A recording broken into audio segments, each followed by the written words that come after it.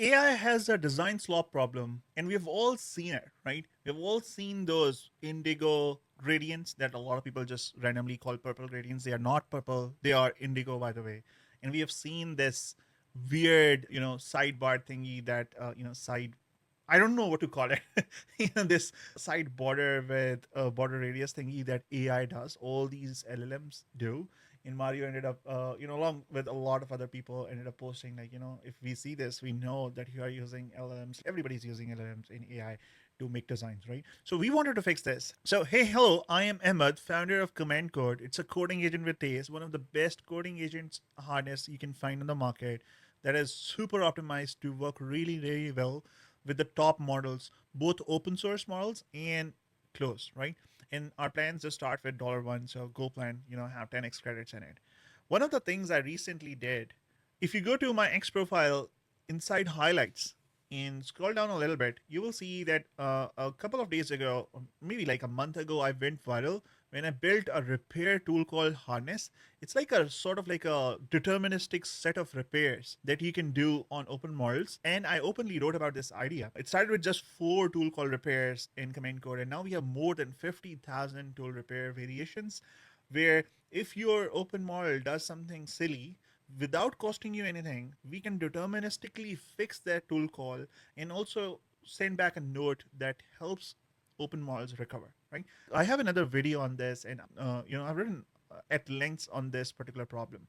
But what I never saw coming was that we would be able to use this exact idea to fix the AI design slop. So I'm really excited to take a deep dive into how we are fixing AI design slop with our slash design bundle skill in command code. So a couple of things you should probably know first. So slash design is a skill that comes bundled with command code. And it has a bunch of different guidance on how to build something like redesign, setup, or tokenize, how to review your design, check up and figure out if there are design smells, a typical AI sloppy design smell in there, and it can refine, like it can polish the voice of your content, improve the finish, the final finish, and it can style and do a bunch more things as well, right? When building the tool repair layer in command code, I discovered a set of predefined common patterns across different open models that were deterministically fixable.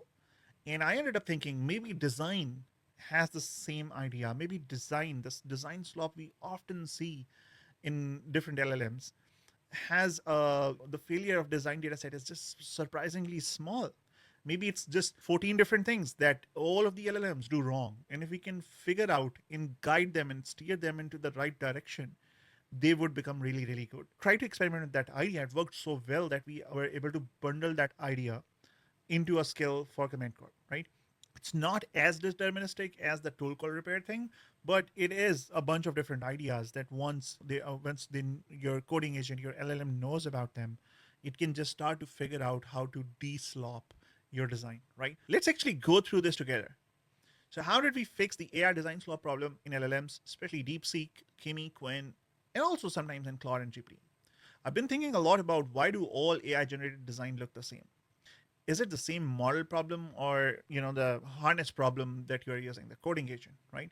And for context, we are fixing this design problem with slash design in command code.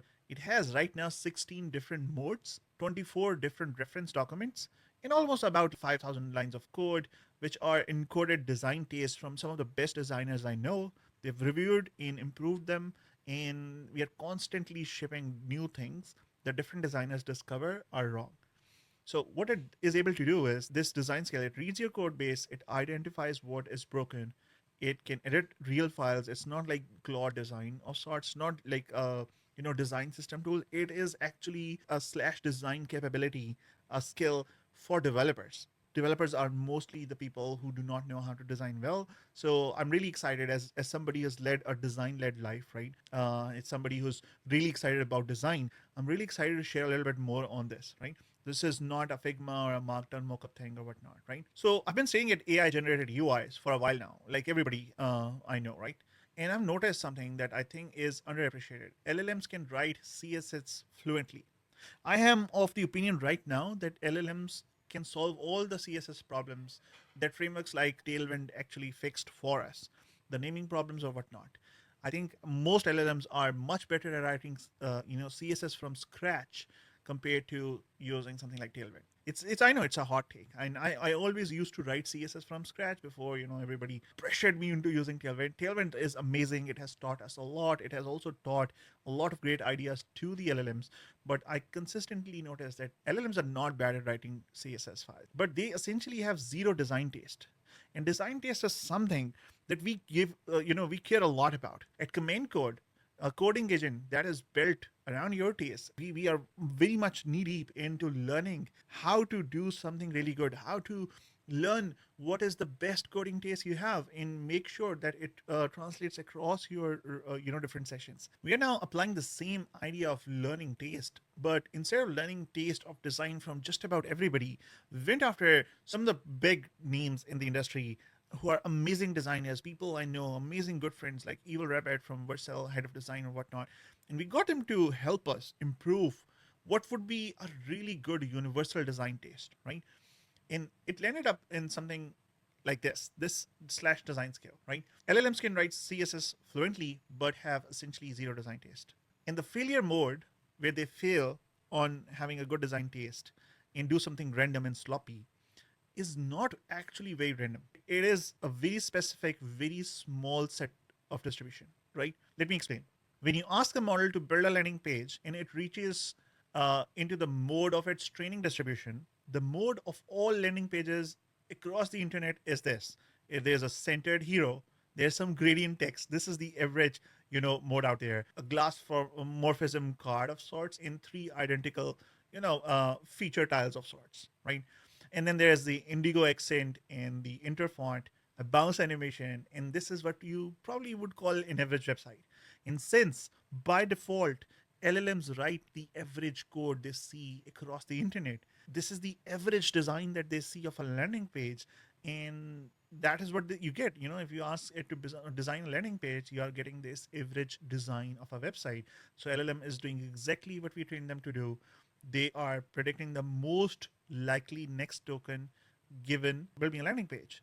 And the most likely landing page is the average landing page. The average landing page is mediocre by definition. It has no design, right? I would probably say that an average, maybe median code that you can find across GitHub is pretty good. But the median design you can find across different landing pages is pretty bad, right? So that is what is going on here. This is not a capability problem. It's not that the models are not capable enough. It's like models know, your models know what is OKLCH, the function that does really well on colors. It knows the preferred reduce motion thing, so it can build a really nice site which is more accessible. It knows the golden ratios. It knows how to set, 650 pixel wide content. Right now, this is not like super wide. There's like a 650 pixel wide thing going on here as well. Like, let me actually check. There you go, like 566 pixel wide content here, right? There's a golden design ratio rule that a lot of designers do is they use 65ch to measure the main content, which looks really nice, right? In your LLMs, open or close, they know about this. It just doesn't know when to use these things, because when is a taste problem, and taste is not well represented across a statistical prior over the internet of the CSS we see on the internet, right? Think of it like this. So the job of an LLM is to predict next token, right? And it looks at the training data it has, and the training data has this landing page, which is here's a hero which says something here, and here are three feature tiles. Probably should have done it a little bit better, but you get the idea, right? Now it looks even worse. There you go. So this is, hello, something here. This is the average landing page that is in the training of any LLM, right?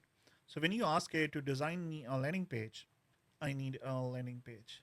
LLM basically wants to predict the next thing, closest next thing possible, and this is what we all get, right? And I absolutely hate how bad this is, right? So it just doesn't know what to do. And if we can tell it what to do, it would do an amazing job, right? Like a lot of people, I used to think like, but how do you really go and fix the design, right? How can you tell it everything about what is wrong with the design, right? the thing is, as developers, we have been telling all these LLMs a lot about, oh, don't do this. I don't like, classes here. Just build a TypeScript interface and use pure functions. We have a lot of opinions when it comes to code, and we have almost none when it comes to design because we lack the understanding that an average designer has when they are designing an interface. So we thought, what if we gave this design taste to an LLM through a slash design skill? We talked to a bunch of different programmers and we were able to build a set of different things that LLMs almost always get wrong. And we almost always get this design slop. We packed that into a slash design thing and it works so well that I'm really excited to share. I'm really excited to see what you all do with it, right? So let's start with the failure dataset, right? The failure design dataset is surprisingly small. We talked to a bunch of designers with great design taste and asked them to label AI generated UIs. Oh, what are the tells? Turns out they are basically 10. And they count for 90% of the design slop we see, 90% of the signal of, oh, this looks AI generated, right?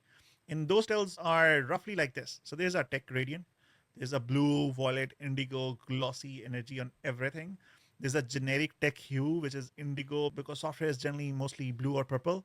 And it's not purple, by the way. I'm a big fan, huge fan of purple color. Author of Shades of Purple code theme here, as you can imagine. Like the first thing a lot of people find out about me is that I love the purple color, right? So I was like a little bit sad when I saw a lot of people saying, "Oh, there's a purple slop problem in design." It's not purple; it's mostly violet and indigo, right? And then there's a feature tile grid where there's an icon, a heading, a sentence multiplied by mostly three, exactly what I drew here, this thing, all of which are equal weight and nothing is prioritized, right? And then there is an accent rail, a colored strip on a car design, a decoration pretending to be organization, something we saw on the Mario tweet, and a bunch of other people have shared this as well. And then there's an unearned blur, a lot of glassmorphism because it was really cool maybe around 10 years ago. So there's a lot of it without any design depth built into it. Like a lot of people don't know. Look at this UI. I have my image here. And saying, in this particular box, it's just super flat. And while it does the job here, but if I go to my profile, you will see that this image here is right now crossing this particular element and kind of overlapping the element above. If I were to pull this down here, it would look so dumb and so without depth you won't even believe, right? A depth system helps a lot actually when you're building some sort of really good design, right? In a lot of this is absolutely messing in sloppy design that AI creates. Then there is a monument of stat where oversized numbers are filling the space where product story belongs generally. And then there's an icon topper, a round square, icon above every heading as a template filler. I think this is the most common thing that most common Tailwind template has. Like I don't know. Let's see if Tailwind still has that. Oh, that is tail css.com, right? So maybe plus explore the templates. Maybe templates are much better now. Here's the feature section. Find feature. There you go, feature sections. This thing, something like this, right? Big icon thing, and a bunch of text heading or whatnot. This is very common. We see this a lot in sloppy designs now. I'm not saying that Tailwind design is sloppy. I'm just saying that this is what AI has seen and it just slaps it on everything without a thought on why it should be there or not. And then there's the center stack. Everything is centered because no composition design was ever made, right? There's also the default type, which is inter. Inter is probably the most used custom font across the web. I actually worked with Google on this particular dataset when I was helping them write a chapter on Google Web LLM on how different Jamstack frameworks in different web across the top 10 million websites look like, right? So I saw this firsthand, right? So all these, as you can see, are very typical tells that any decent designer can quickly discover. But if you're a developer and you don't know about a bunch of these things, you are in no luck, and that's why we are seeing a lot of design slop generated by AI being pushed live, right? So this is super similar to what we saw in LLM tool called failures, tool repair errors. There were just a few types, and fixing them made DeepSeek outperform 4.7. So I started researching maybe a dozen common patterns our design tells. Like they're like 10. The failure distribution is narrow. We could repair the AI design the same way we repaired the tool calls. Maybe we will not get to the complete 99% thing over time. Maybe if we can improve the AI design by 90, 80, 90%, that is still a big big win, right? That means it is a traceable deterministic problem, right? So we can do a slash design smell in command code, and it hunts down all of these, scores them against all of these, and then puts them on a out of 10 score or whatnot. Like for example, let me actually see if I can pull up a quick thing here. So I have a project called Words, and I'm gonna stash whatever is going on here. CMD slash design smell. Right now, this is using Quen 3.7 Max. We'll see how Quen does, right? So what's doing is it's figuring out all the design files, and right now it's referencing to the smell file that we have, and then a report file. It's going to generate a report. It's reading all of the report files, and now it's going to look at that index.html file I have in this particular project, and it's going to look at the design, and it's going to figure out, oh, these are the things that are wrong in your design. And let me actually show you what this website actually looks like, right? So this is the word counter site that I have. I often need something like when I'm writing and I want to see how many words and characters are there. So I do words.awais.dev. It is absolutely generated by AI, and it's pretty sloppy, as you could imagine, right? But overall, it looked nice to me when I was shipping it. Let's see what the slash design smell skill is going to bring up. And while this is happening, we can probably take a quick look at this. So slash design skill has help, checkup, and a bunch of different things that you can run. If you're not sure what to do, you can just go read the slash design help and it will guide you. But we have also cooked in a bunch of different ways where, slash design skill can actually guide you what the next step is. So once it is done, Quen 3.7 Max, which is taking a minute here, I will be able to show you what it comes up with. I have no idea what is going to happen. It is absolutely live, as you can imagine. There you go. So it says written markdown report, and it's also going to create an HTML1. We are still figuring out if you like one or the other. I actually tend to like both, so we just went with both for now, right? Let me see if I can open this up, and I'm going to preview this. So we got like 8 out of 10, I think, and a bunch of different things that are wrong. There's a tech gradient. There is one generic tech hue. There's a lot of different advice around that, what is working, what is not working, and then guidance on what we should do next. We should probably run redesign layout, improve the voice, or improve the surface area of this design, right? Harden the empty states or whatnot, right? Let me also show you like what the HTML actually looks like. So it's done creating both, and it has done the smell audit of the design slop that I had. It's created 2 files. It's put them in, locally in my project. And now it's saying, okay, the design smell is complete. And now I can, it's offering me a bunch of things that I should be able to do now next. But instead, I'm going to just escape out of it. So this is the HTML right now, right? On the design smells in this particular project, a bunch of different things. You can read through it. You can see, why this score is being given to you, what is wrong with this score, what are the things that you can fix, and how. Like for example, there's a feature tile grid in about section. I don't even know about it. So in the about section, probably somewhere here.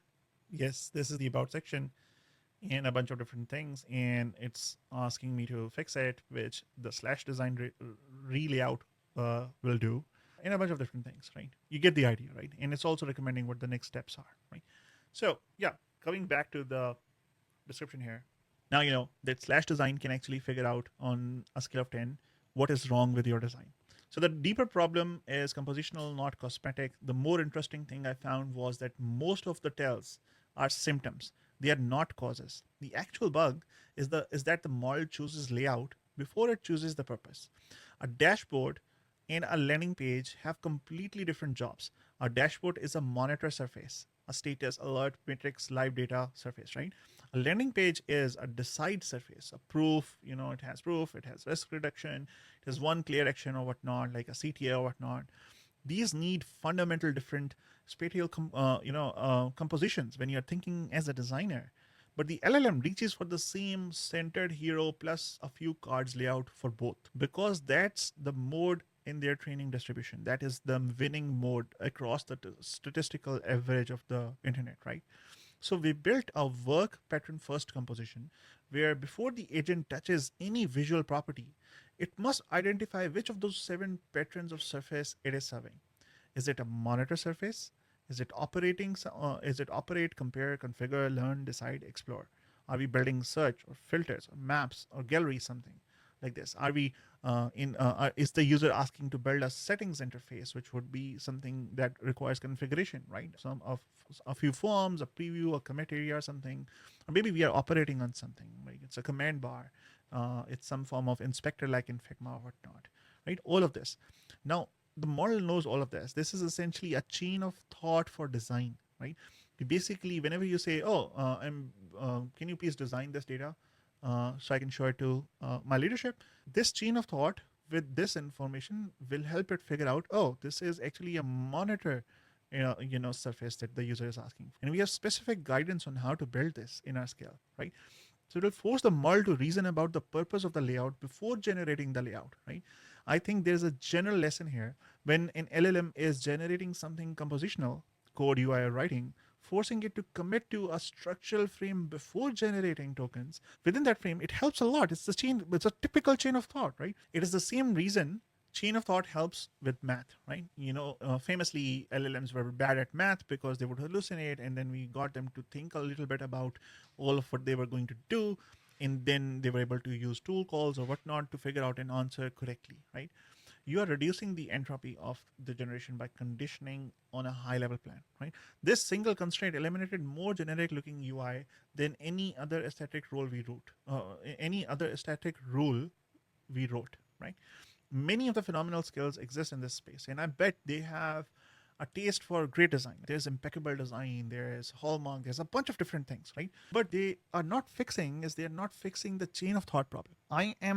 We at Command Code are coming to this problem from a very different angle. We are coming from the angle of, oh, it turns out that design is a fixable problem, at least 90% of it, if we can see that most models are making the same mistakes again and again, or different model has a different design taste, which a lot of you already know, right? If we can help every model across this design taste, they are able to write great CSS. They are able to write phenomenal. They are able to create phenomenal things, right? So a lot of the skills that we see in this design space are somebody's great taste in design translated into words in a markdown. That is not what our design skill is, right? We are fixing it through a chain of thought, right? This becomes really, really good. I think that's why their skills are super loopy instead of being reliably good. So what happens is, I've tried a bunch of these skills. On paper, they are really good, and when I try for the first time or second time or third time, it's really good. But when I'm trying to get to that very last, like get me the purest form of the value here at the very end, it is unbelievable how loopy they are. They continue to do again and again the same weird thing that they did. They would burn hundreds of millions of tokens without actually improving much anything about my design, right? And that loopiness actually happens. My gut feeling is because they're not coming from this as a chain of thought problem. They are like, here's my design taste, help the user design well, right?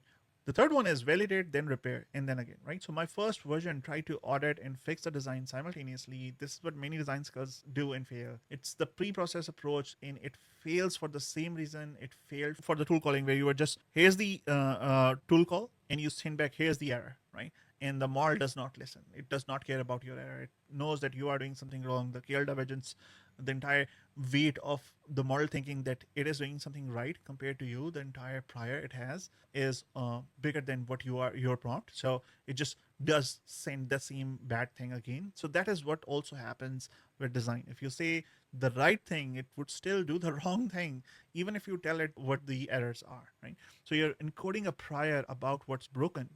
You get a false positive that is silently corrupting things. It would recolor something, like for example, if you say, I don't like the colors, can you improve them? It would recolor something that needed relayout. It would polish typography on composition surface, right? It is just fundamentally wrong, right? The thing that worked really well is when we separated the diagnostic from the treatments. We are in our slash design skill, we diagnose what the problem is, and then we figure out what the treatment could be, and we can then run a bunch of different small agents to help you improve your design, right? And make that a mandatory pair. So every diagnostic would have a pair of treatment alongside it. That is what our audit modes do. So we have slash design checkup, smell, and review. I already showed you what the smell looks like, slash design smell thing looks like. And produce structured reports. These are diagnostics that are really helpful for treatment modes. So the treatment modes are redesign, relayout, recolor, typeset, motion, interaction, responsive, and a bunch of others. These treatment modes then consume these reports before making the changes. They understand what the diagnosis is, what the problem is. They figure out the through the chain of thought what the problem space is. The audit is localizes the problem, and then the treatment mode only spends repair budget where the audit actually disagree. So it figures out, oh, this is the problem. This is the small thing that I need to fix. I don't need to go if I for example, if you say go change improve the color, it will go ahead and change some random color across your design. It's not something that a good designer would do. A good designer would have taste. A good designer would figure out, oh, I don't like how how saturated this gray color is, and how this particular link has no color. Maybe I should add a blue saturated blue color here, which looks better, right? So that is what this entire thing is trying to do. The slash design skill in command code. Same shape as tool call repair, by the way. Let the design system complain first, then we fix only what is complained about. The validator does the localization work for you. It is cheap, and then it is careful. It is a fast path, and then there is an evidence. I keep seeing this pattern everywhere, right? I am actually building something really cool that I'm really excited to share very, very soon. This pattern applies there so well. You're going to have a lot of fun with all the launches we are going to share in June, right? Okay, moving on. Treatment modes don't just do report cleanups. They run their own full pass after absorbing the report. The report is more context. It is not a to-do list. It's just context, right? It's not like, do all of these things. And another thing I discovered, I personally have known about OKLCH color function for quite a while, but I'd never really use it. It is too complex for my taste, right? But I found out that that OKLCH, and I found out two amazing designers I have on my team. They wrote a blog post about it, Namer and Obad, right? I found out that personally, I always struggled a bit with OKLCH CSS function, right? But it matters a lot for LLMs, and this one is fun. LLMs default to HSL because that's what is in their training data. HSL is used a lot more than OKLCH, right? So HSL mode of Lightning, when you're creating colors like this one, is perceptually non-linear, right? So this is an HSL color. I'm actually a little bit struggling to share what this is. Maybe I can go to VS Code where it would automatically get highlighted. So you can see, yeah, there you go, right? So HSL lightness is perceptually non-linear, right? So look at this yellow color and look at this blue color. They have the same lightness score, 50% here, 50% here, but they look absolutely different to a human eye, as you can see right now. And because of this extension that I have, which is automatically trying to fix this, you can see, it's very, very hard to read the text that is black on this particular blue color. But if I, hover over it, you can see it's very easy to read the white text on top of this blue color. But on the yellow color, this particular yellow color, that is not a problem, right? So things like this are absolutely, LLMs are completely blind to things like this, but humans are not, right? So when the model tries to build a consistent palette, keeping the lightness, the L constant of the result, it looks wrong in ways that model cannot even diagnose with CSS alone, right? So OKLCH, however, has perceptually uniform lightness, right? This means the model can reason about color mathematically, right? And have a much better result. It actually matches the perception the model has picked up that you're trying to build.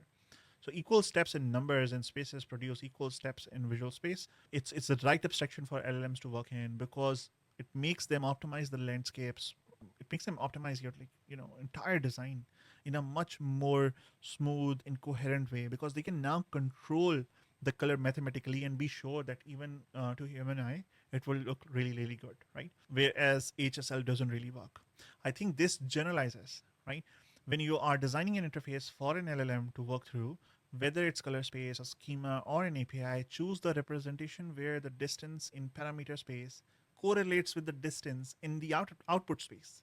Your LLM should have a really nice feedback loop.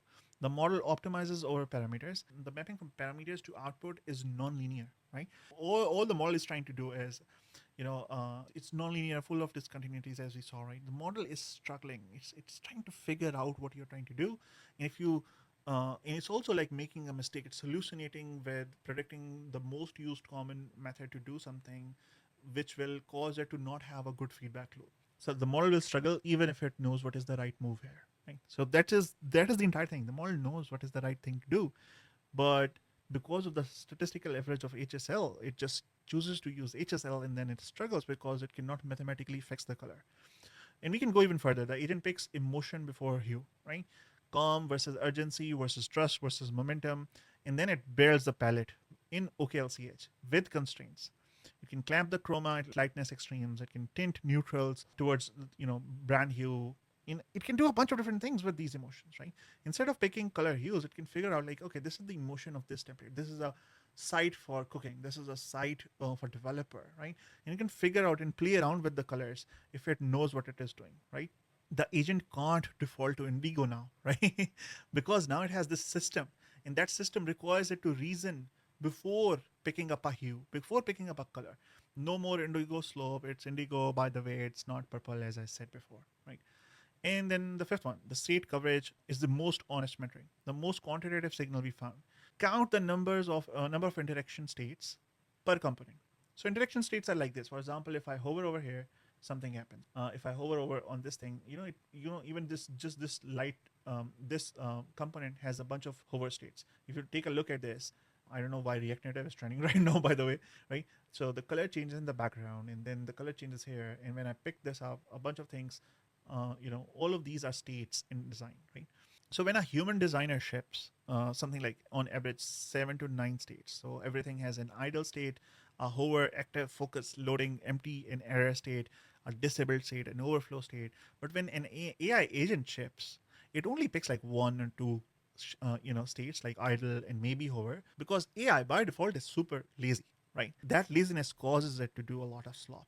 So this is clean and a measurable proxy for design quality that requires zero subjective judgment, right?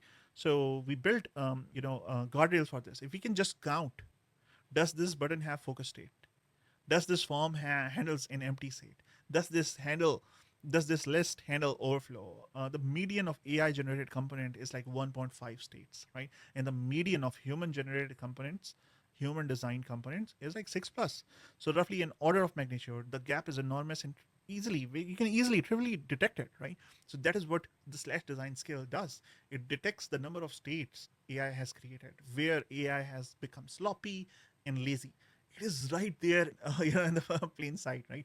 All the amazing things that are slash design skill, all the amazing things it does, all the amazing things you can do to fix this, design slop, right? And you don't even have to know about all of this, which is why the slash design skill exists, right? Or you can go knee deep into this. This is why I wrote this engineering deep dive, because I was so excited about like, okay, wow, I didn't expect this outcome from a bunch of weeks of research here, right? And sixth one is a meta observation here, right? It beats an infinite loop. The biggest failure mode of AI design tools I found is that you detect a problem, you attempt a fix, the fix creates a new problem, you attempt a fix, and it continuously loops back, right? This is the problem I was talking about a little bit before. In different design skills, they have a lot of amazing people. They have this amazing, great design taste. They encode that design taste as a skill, but they are not thinking very logically of how an LLM is going to think about it, right? And then they become their skills become extremely loopy, right? The agent re-enters the same mode, hopping from one different result to another, and it never really converges to a point of figuring out how to solve that problem. So we solve this with a reward model in plain English, right? After each mode completes, the system recommends 2 to 3 specific modes. So redesign gets a bunch of things like it can validate a change, smell, finish, and refine. It can, when you're done redesigning, you do a slash design checkup and review, and you can validate if that change is really good. If you are done with the slash design smell, you can you can run finish and refine, because it will fix what was found in that design smell report. When you run slash design recolor, it can do a bunch of different things. It can test different viewports and add transitions or whatnot. It might not be very obvious, but these things become really, really, really helpful when you are quickly designing a system across a lot of different agents, right? And finally, finish. When you run a finish, you can then run typeset and recolor, which will fine tune the last few details on what your type should look like. And maybe we should recolor small little things. All of this thing is, as you can see, it has different colors. So one is white, one is this saturated gray, which is, I feel like, a little bit different than this one. And then there is blue, right? All of this recoloring it can do, the fine tune, the last part of the polish, right? So the with this, the flow becomes, you build it, you audit it, then you refine that audit, and then you style it, and then you create the front end related stuff with it, and then you finally ship it. The agent just knows what to do next. It's instead of rerunning what it just did, it knows where in this particular loop it is. This is a trivial intervention, but it basically ends up looking like a lookup table, right? It eliminates the looping problem a lot. It's not entirely gone, like with some really, really cheap open models. I see the loopy problem come back even with all of our fixes. But yeah, you're using a cheap LLM, so what do you care, right? You can run the refinement part with a much better model, right? But it does eliminate the looping problem almost entirely, which is super common in most design skills out there.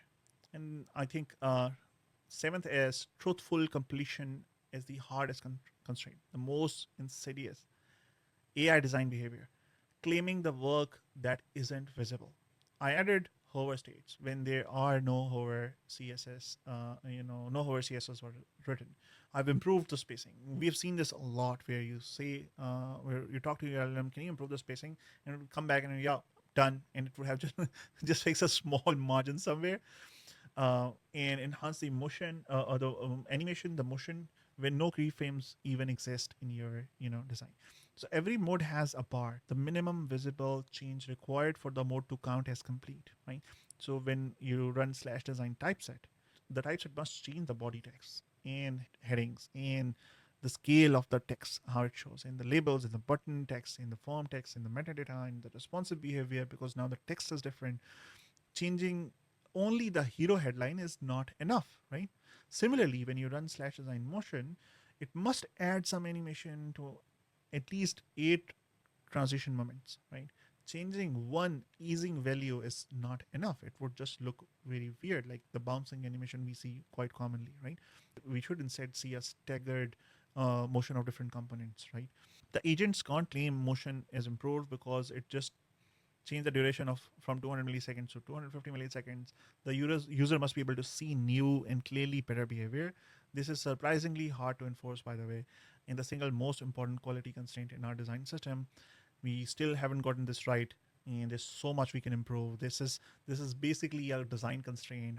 We have done what we can do as our team and our designers, and we are looking a lot, seeking a lot of help from different designers who can come help and improve the, motion design part of all of this, right?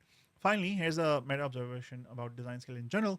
What we built is basically a reward model for design, implemented as structured English instead of a neural network. It's English because it's changing so much. It's not, we are not trying to find a model and call it David like, oh, this is the best model that can design the best things, right? That is why it is just a way of structured English. It's a hardness engineering of sorts that is repairing the design slop problem. It defines what good looks like across 24 different reference documents. It gives in LLM a rubric of sorts. It lets it self-evaluate, and then the 10 design smells with another negative reward system. Lots of state that make your design go through a completeness check, and 7 patterns in a structure surface prior. All of this becomes like a design prior of sorts. It becomes a taste, good design taste that any LLM can use to improve your design. And I'm sure this is going to grow, right? This is taste engineering in a limit of sorts. You're not writing instructions, you're writing a curriculum of sorts. The model already has the capability to follow that curriculum. It can write any CSS. What it lacks is the policy. What do you think is the right thing to do, right? When to use the capability it has and what the good looks like, right? I find it interesting because the policy is so compact, right? So it's just 4,500 lines of design taste. Right? Whenever I saw like the design slop, I was like, oh shit, so much needs to be improved in that. And I was like, sort of like shocked when I saw that only just 5,000 lines of code, not really code, but mostly English, in just like 24 reference documents, 10 design smells, 7 different surface. Just this small little surface can improve design so much. It's like the design taste is well enough that the output passes a designer review. We created a bunch of different designs and showed it to a bunch of designers, and they were not able to pick up that if this is generated by AI or like a human designer worked on it or not, right? This suggests that taste, at least for UI design, is lower dimensional than it feels. It's not an infinite space like we think, right? It is more subjective preferences. It's a finite set of principles, and when applied consistently with some logic, with some chain of thought, with a small catalog of common violations, it becomes really good. And the model didn't change here, by the way, right? We just told it what the good taste looks like, how to logically think about it. In the same lesson, again, same lesson with tool calling. It's not a capability gap. Model already knew what it was doing. It's again a contract gap. It's the hardness. It's the way you are using that model is wrong. The model knows how to write CSS. It just hasn't been told what the good CSS would look like in this particular surface that you are in right now, right? I now believe that different LLMs have different baseline design capabilities, but it's your coding agent, the harness, that makes the difference at the end, right? In the end, the model didn't get better at design. The harness actually teaches this. In this particular case, the harness is the slash design skill, by the way. It is teaching what the designers, human designers, would look for, right? And I'm sharing this all in public, so anybody can improve this, right? You can go ahead and try it out today. You can just install command code, just like I did, run the design smell, and try to improve your existing design and see how much more you can do with the slash design skill, right? The next couple of things that I will probably share is, there's a page on this in our docs if you want to read a little bit more about it, and there is a blog post which goes through all of these things. You can quickly see this is like a design partner for developers, right? It's like a design co-pilot, not for designers. Every design AI thing that I see in the market is for designers, right? Designers are already really good at design, right? Us developers are stuck with bad design taste, right? So it's a really nice tool that can help developers design like a designer. And when in doubt, as I mentioned before, you can just go through slash design help, and it will show you what you can do next, what you should focus on or what not, right? I hope that helps. And the very last thing that I'll share is this is the design skill from command code. This is the applied form of it. I had these deals listed. They had so much text, and the designer in me was like, oh, I gotta do more. I gotta make this much better than it is right now. So it was really on, or like this giant piece of blob of text, right? So I gave it something like this with the slash design skill, and it ended up doing this, which looks really good to me, by the way, right? It was able to figure out what we are doing, the emotion behind this. It's a deal. So it created a ticket like thing, the ticket that we actually see, when we go to a cinema or something. It basically did a folding thing here by default. So this is what it looked like by default. So this is like a ticket of sort, like a deal for DeepSeek. And the most important thing was it is 4x cheaper or 99% cheaper, and this was it. But the details were hidden. But the engineer and me got out. I'm like, yeah, people are asking so many questions. We should not hide the details. We should just ship them all in. But right off the bat, this looked really good, and it is responsive. For example, let me go and show you how. Right. So there you go. As you can see, a lot of things that are changing. I did not tell it about any of those things, right? It's purely an LLM. I think it was Kimi K2.5 or maybe DeepSeek V4 Flash, one of those two, in the slash design skill, where I pointed out that can you go to the deal section and fix the design there, improve it, and this is what we got, right? So I'm pretty excited about this. I think this is amazing. I think we are going to discover a lot many things at Command Code that we are going to improve across the board throughout all of these things. It's going to be crazy, crazy awesome. We're cooking something really, really cool up next. So if you're around, if you want to give it a go ahead, download Command Code and try out the slash design skill. It's not where we want it to be. It's improving on a daily basis, right? We are about to ship something called slash design d-slop. So it would just automatically figure out which of those reference documents to run to figure out what the total amount of slop that exists in your entire design, and then it can guide you through, now you should run this and that, right? I think that would be really fun. It's coming probably end of this week, right? Yeah, with that, if you have any comments, suggestions, feel free to share With that, I'm out. Use your code for good.